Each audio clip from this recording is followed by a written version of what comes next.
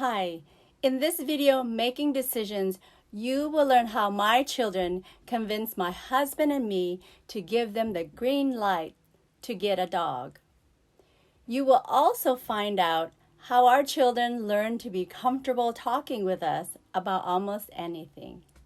Hi, I'm May Safon, licensed marriage and family therapist, here to help you raise resilient Christian children in this digital world. If you're new here, click the subscribe button below so you won't miss my future videos. Making decisions can be difficult for both parents and children. This past summer, we decided to get a dog, and it was a long process. I was one of those parents who told other children and others who encouraged us to get a dog, "No, we're not getting a dog. I don't have time for a dog, and my kids are just not responsible enough to take care of a dog, and I don't want to end up being responsible for one." But we finally did give in. When my children were little, they were unsuccessful at playing one of us against the other whenever they asked for something. Our response has always been, "What did your mom say?" Or, "What did your dad say?" We would defer to the other parent when a decision was made.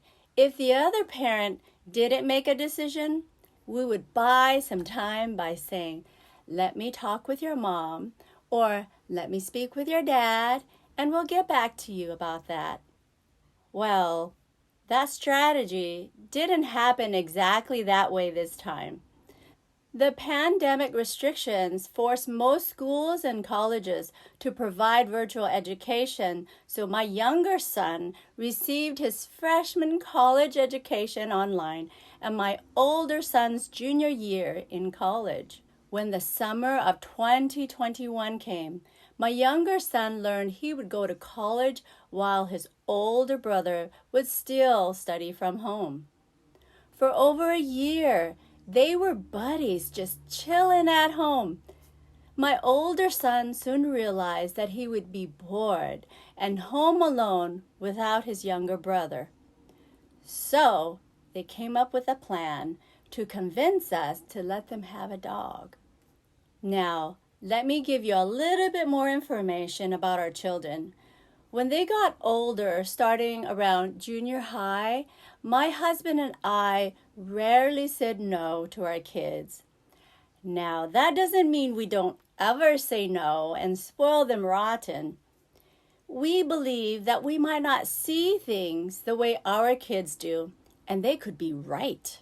We encourage them to convince us otherwise if what they wanted to do meant that much to them.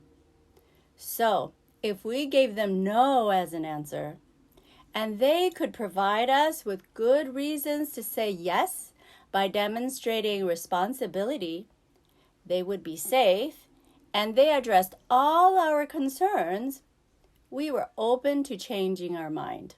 Now, some parents might think this is just a recipe for disaster, manipulation, or teaching our kids to be disobedient. But we found it created many opportunities for fruitful discussions. These discussions made our children think through their decisions. It forced them to answer questions about who, what, when, where, and why for what they wanted to do, and make sure their answers were convincing and strong when we tried to poke holes in them. These discussions also gave them confidence and courage because they felt more prepared to handle the unknown of what they wanted to do. They learned a lot from us and about us, and we learned a whole lot from them and about them. Now that they are adults, I can honestly say all those conversations helped them become responsible adults. I trust that my 21-year-old and 19-year-old can make good decisions. Not only that, those conversations help develop our relationship so they feel comfortable talking with us about almost anything. And they know we love to have challenging conversations with them. And as a family, we even have healthy debates. So back to how my adult children convinced us to let them have a dog. Now both parents already said no, but they finally got to our hearts through more conversations. We listened and felt sad for them.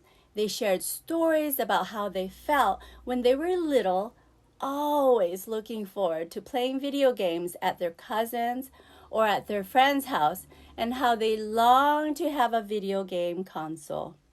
They were so happy when they finally got a video game console.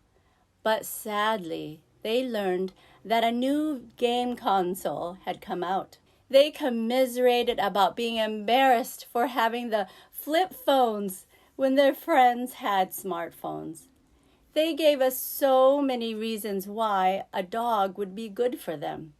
And yes, their cousins already have dogs. But what helped change our minds was when they helped us see that our older son would be home alone and having a dog would really help. Okay, this is where my husband and I didn't work together as a team like we used to. I'll share how our strategy failed us in part 2 of Making Decisions.